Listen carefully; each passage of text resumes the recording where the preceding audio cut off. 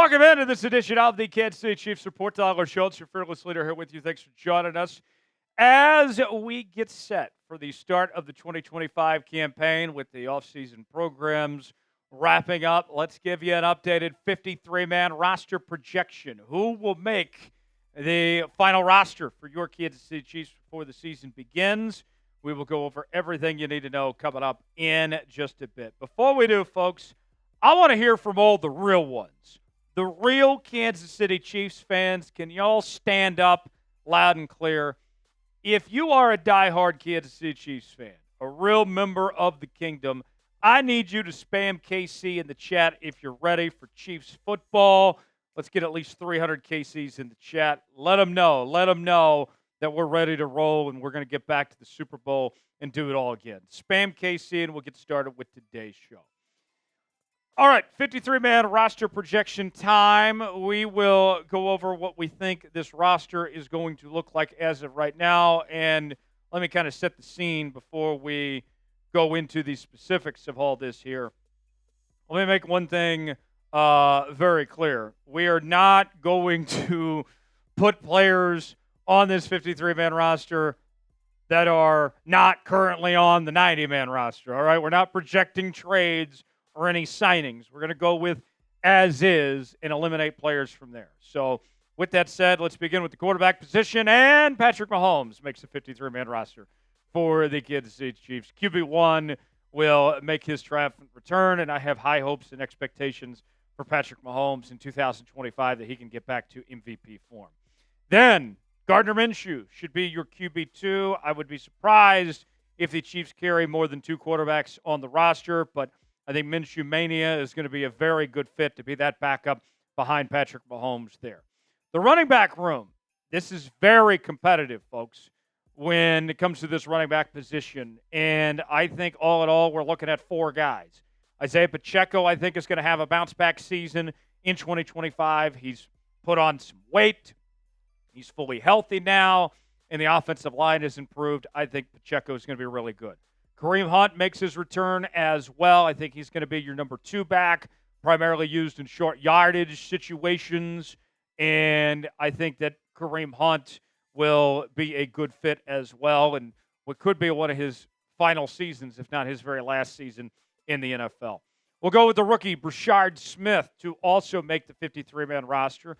Just because you were drafted is not a guarantee that you make the roster by any stretch. He was a seventh-round pick, but we had projections, gave him a grade as high as like a fourth to fifth-round grade. I don't think he's RB1 this year, but I would not rule that out down the line that Brashard Smith could be that guy. And then the final spot, we will give to Elijah Mitchell. We are not going with Carson Steele or any of the other backs. I think Elijah Mitchell, with his speed, with his pass-catching ability, as long as he can stay healthy, I think that he'll do a very solid job, and that this Chiefs running back core is going to be really good in 2025.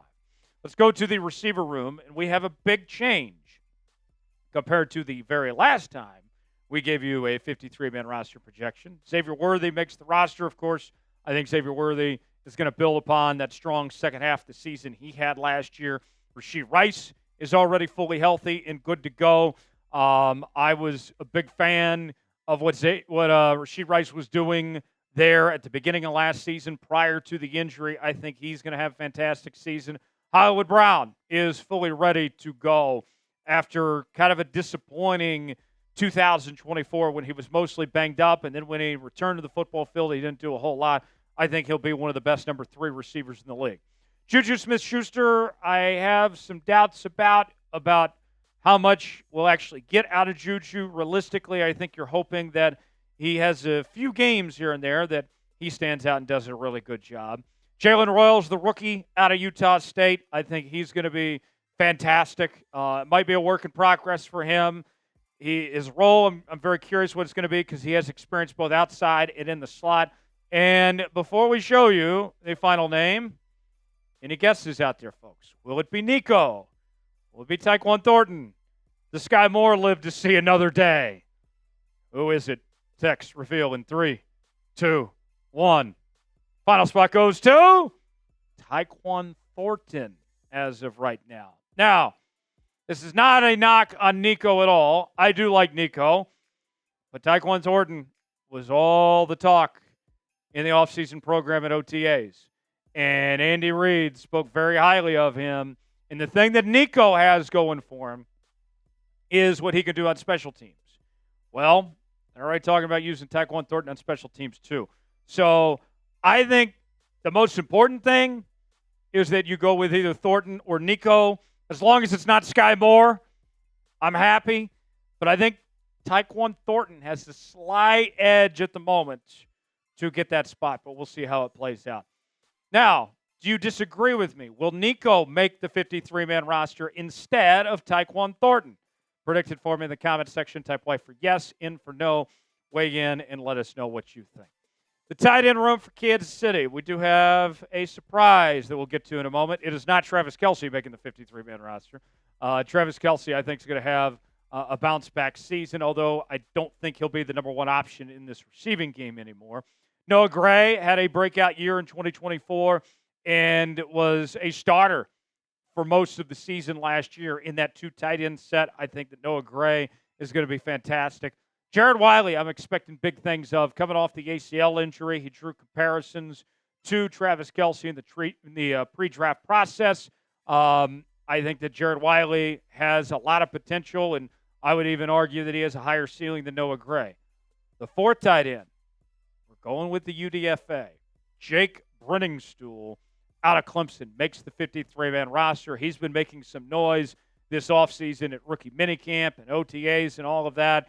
He's a guy that probably should have been drafted. I think Briningstool is the most likely to break through of the UDFA bunch to make that roster when it's all said and done. Let's go to the offensive line. Jalen Moore, the signing from the San Francisco 49ers. I don't know what he will exactly do, whether he's starting at left tackle, if he moves to guard, if he plays right tackle potentially, but they will find somewhere to put Jalen Moore. Kingsley is playing the guard spot, and all signs point to that he's looked pretty good this offseason since transitioning to the guard position. But before we get ahead of ourselves here, remember, Andy was very high on Kingsley at left tackle last year, so I'm cautiously optimistic with him. The best center in football, Creed Humphrey, is back. I love Creed Humphrey. I think that Creed is phenomenal. Creed is good, folks. Trey Smith, hopefully they get a contract done with him soon.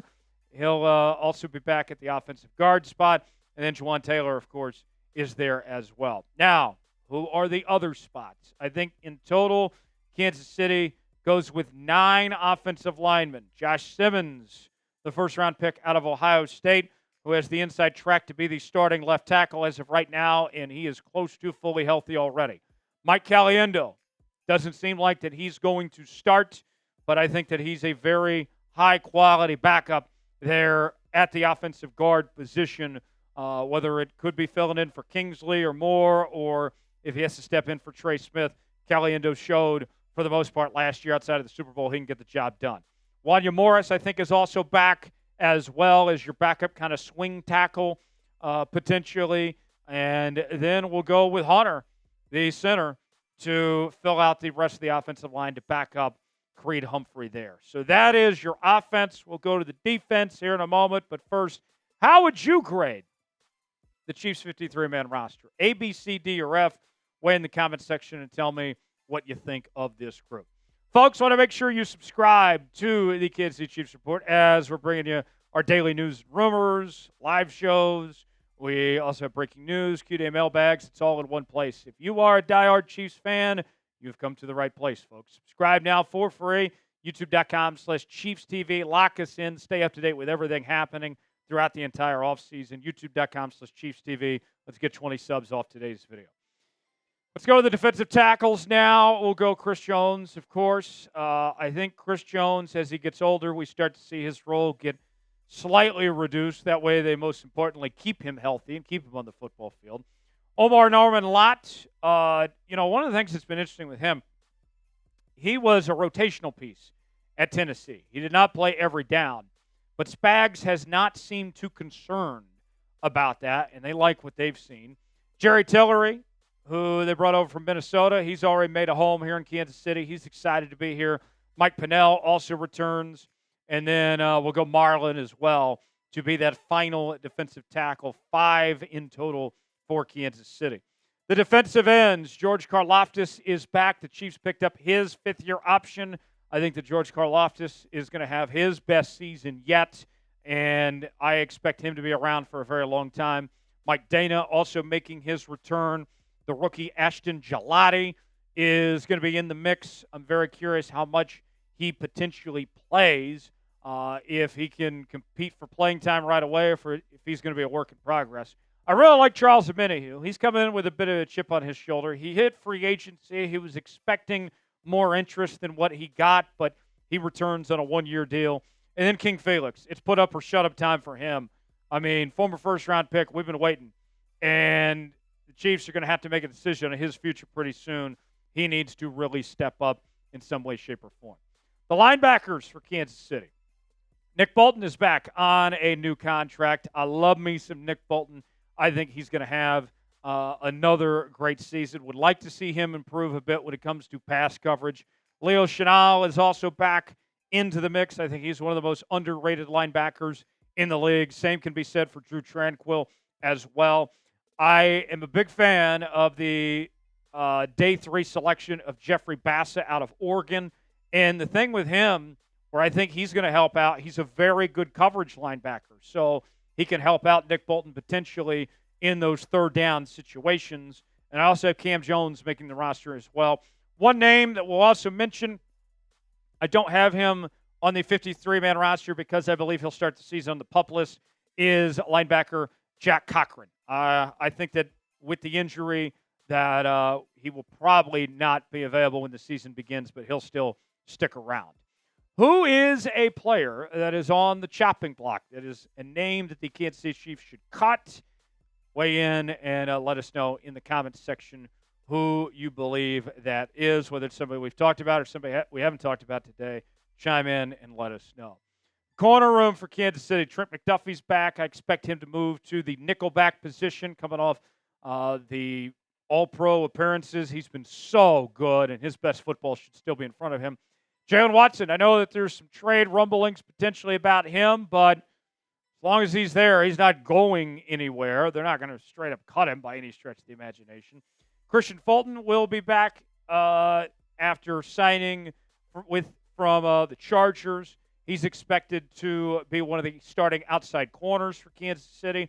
Noah Williams, he had a bit of a rough go at it at OTAs, but I expect him to be a significantly good football player in the future. 7 interceptions last year at Cal.